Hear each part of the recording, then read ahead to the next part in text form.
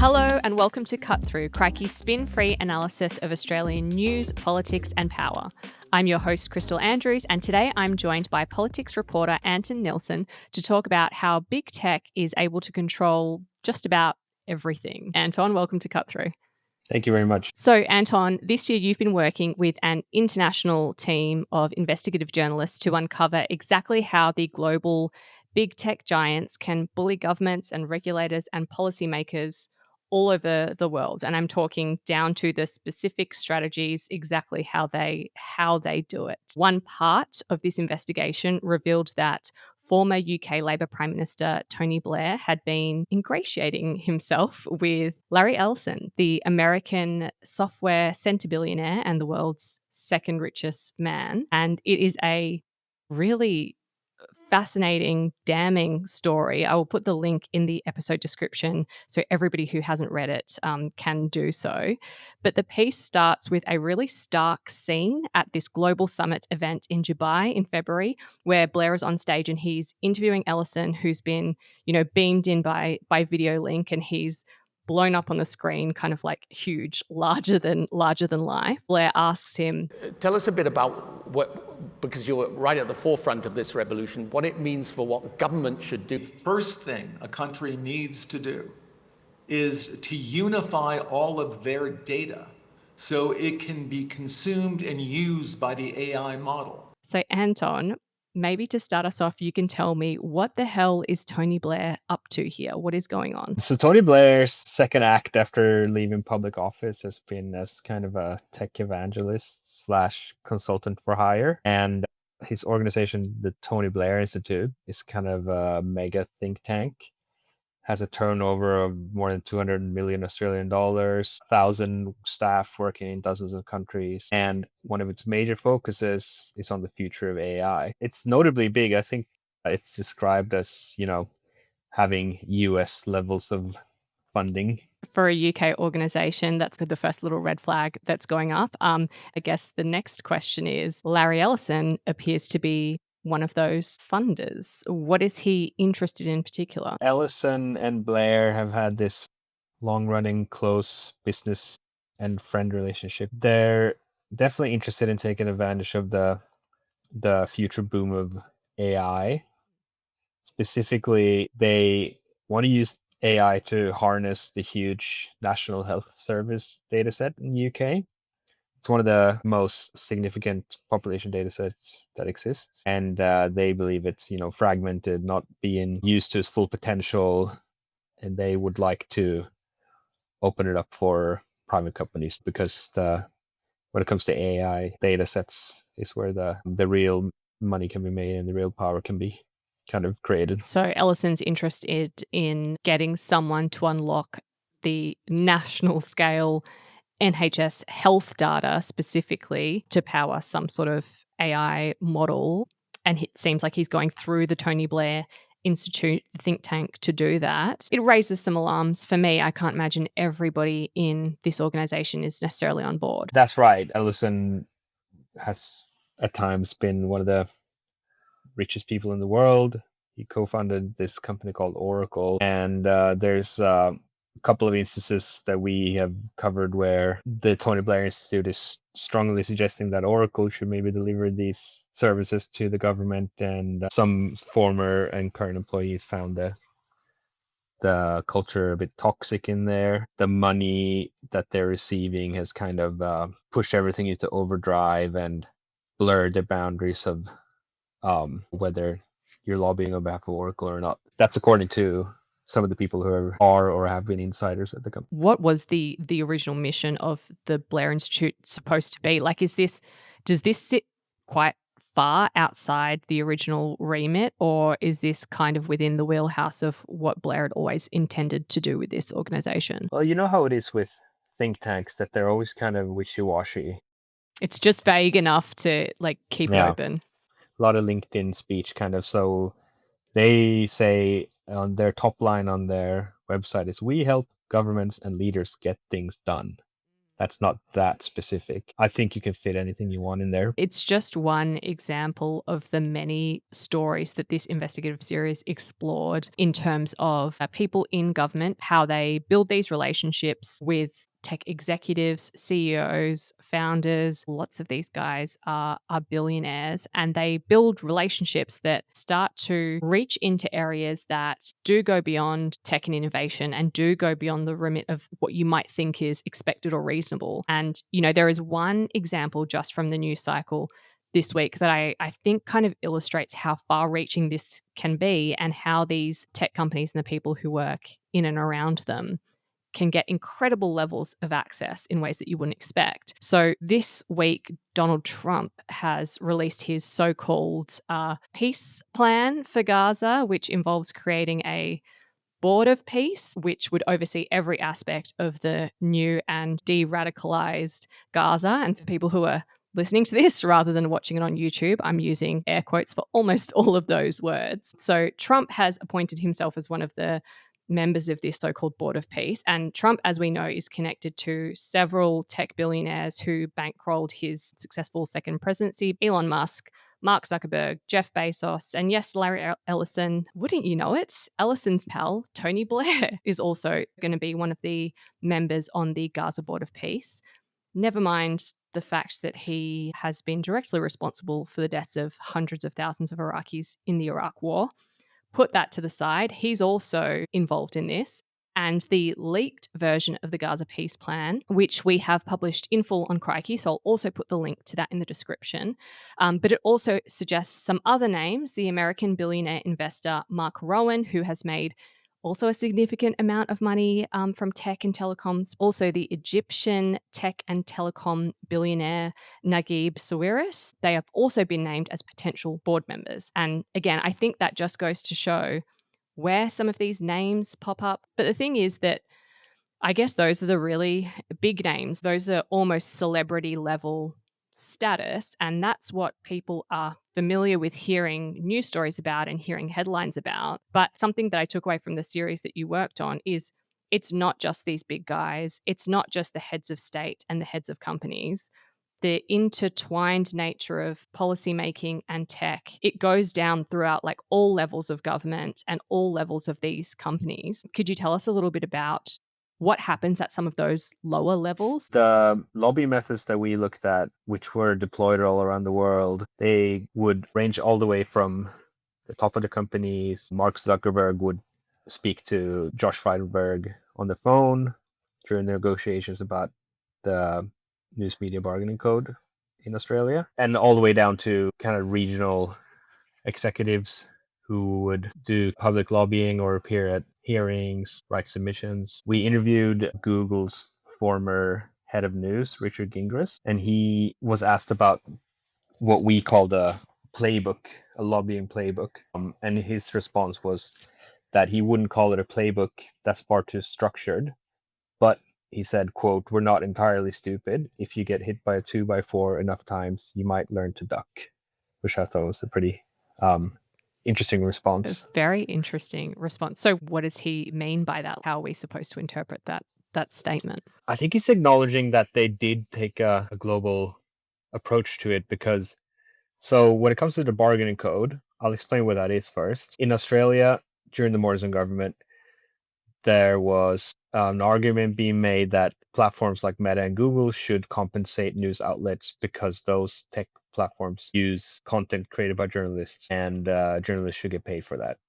So we weren't the first ones to have this. There was previous similar laws in places like Spain and other places in the EU, but we kind of, you could argue we started a bit of a new wave with this, and countries like Indonesia, Canada, and Brazil did specifically look at Australia and as a role model for trying this on their own. And when this happened in Australia, the tech giants opposed it, and they used all kinds of tactics to try to stop the bill and water it down. When Zuckerberg was negotiating with Frydenberg back in the day, he did manage to get a few concessions from the government. Another thing they did was they threatened to pull news from their platforms, basically arguing, we don't make any money from this, we don't care about this. If you're going to make us pay for it, we're not going to do it. So Google threatened to pull news from the search.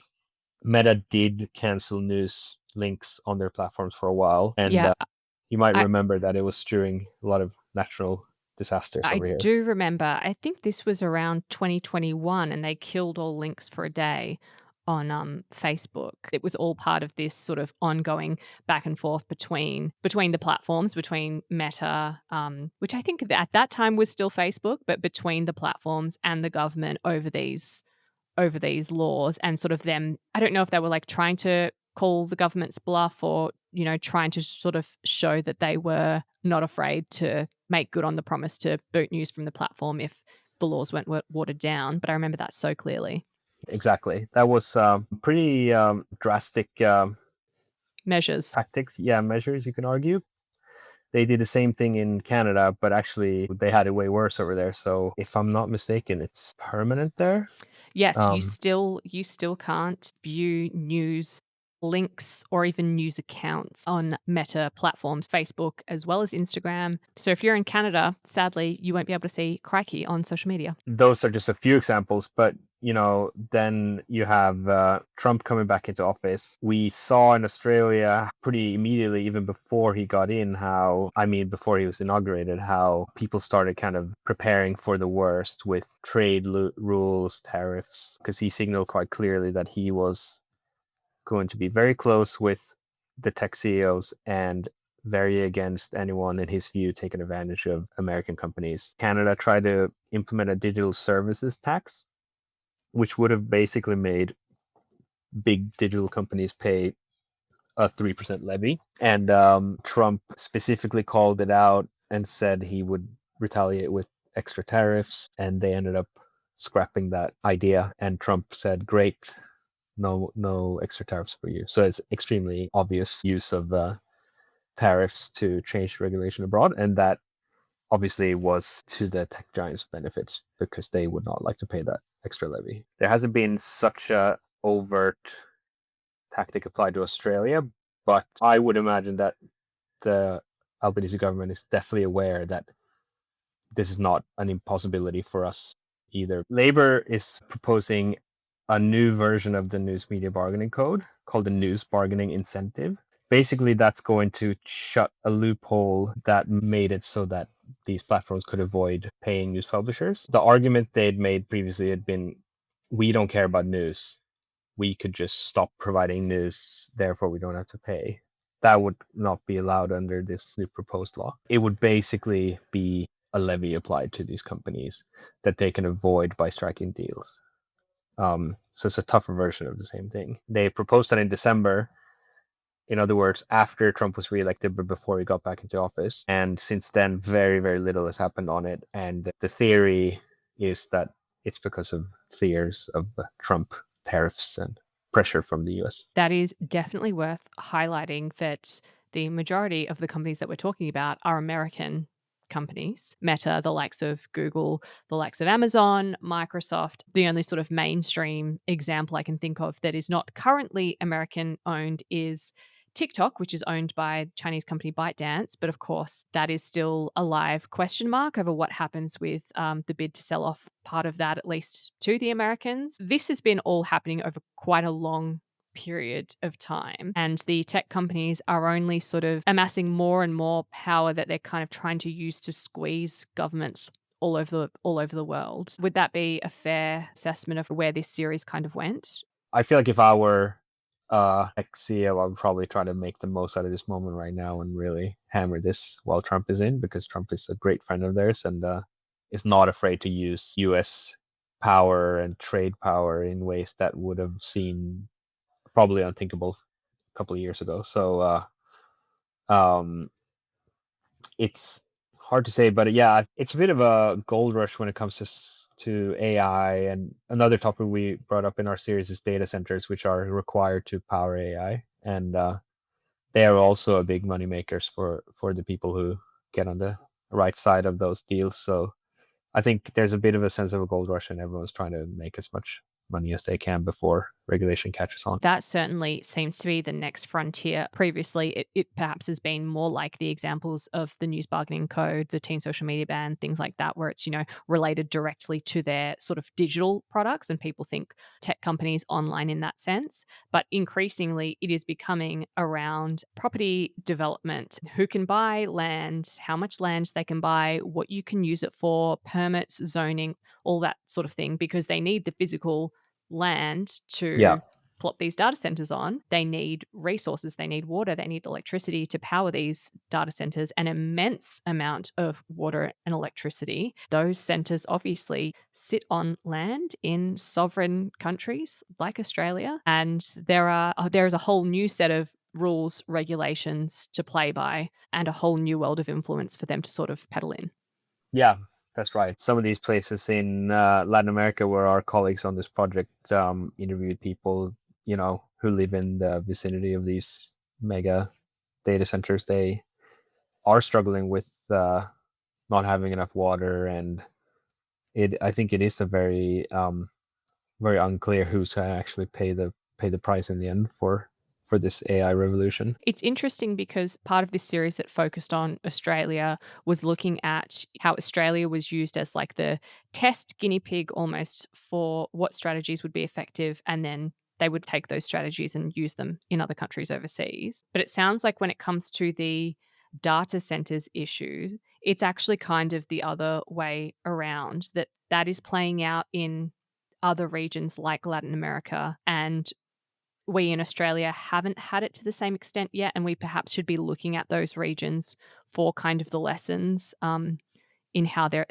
navigating these issues. Is that correct? I think it's going to be worth keeping track of where in the world, including Australia, these massive tech companies like Amazon propose to build new data centers. We know that the Australian government is very keen not to get left behind on the AI revolution, and it does require some physical infrastructures. What we've seen in other areas of the world is that they deploy their huge lobbying power, like you alluded to, get to every level of government. Because, I mean, if you're building a data center, you're probably going to get all the way down on the council level. Again, a huge potential cost for the people living in that area and the greater community. So I think whatever they've done abroad, like in the US and Latin America and Europe and stuff, I think we shouldn't be surprised if they try the same thing here. Absolutely. Now, good journalistic practice is always to give the subject of your stories a right of reply. And certainly this global collective of journalists, you did go to the tech companies with some questions. You sent questions to Meta, Google, Amazon, and Microsoft about the investigation. What was their response to the whole series and all of this? Yes, you might be amazed to hear they didn't have tons to say. I could probably read you all of the responses in 30 seconds. So we sent Google a list of, it was actually more than 20 questions, but we at Crikey published the 20 questions that we asked them about the bargaining code, which was the story that we were most involved in. And we got a 2-sentence response back. And I'll read it to you. It's like many companies, we regularly engage with policymakers and others on a wide range of issues, including about how policies may affect people who use our products. We transparently report our interactions with officials in accordance with local regulations. So for people who aren't journalists, like, this is very, very common that you ask a bunch of very, very detailed questions, and they often ask you for like several days to respond, and then you expect them to come back with some enlightened answers. You expect answers to your questions, and instead you get a statement. Then you get stuff that you could probably find on their website somewhere, buried in a document somewhere. Yeah. Would I be out of line in suggesting that maybe that was the type of response you expected to get to this series from these companies? Yeah, I think so. It's always good when you do get the response, no matter what it is, because the practice is usually to ask the subject that you're writing about everything you're going to write about. Especially with something like this, you don't just send them a grand kind of vibey question, but you try to drill into each topic, because first of all, obviously you don't want to be wrong. So if you're wrong about something, you want them to tell you, even though by the time you publish, you're usually pretty sure you're not. But also you truly do want to get their side, because they're insights on this would obviously be extremely interesting. But no matter what the answer is, you should usually feel pretty good once you get it, because they had the chance to respond and they made their choice. And as I said, there's nothing unusual about the way they responded, but maybe something you don't realize if you don't work in the news.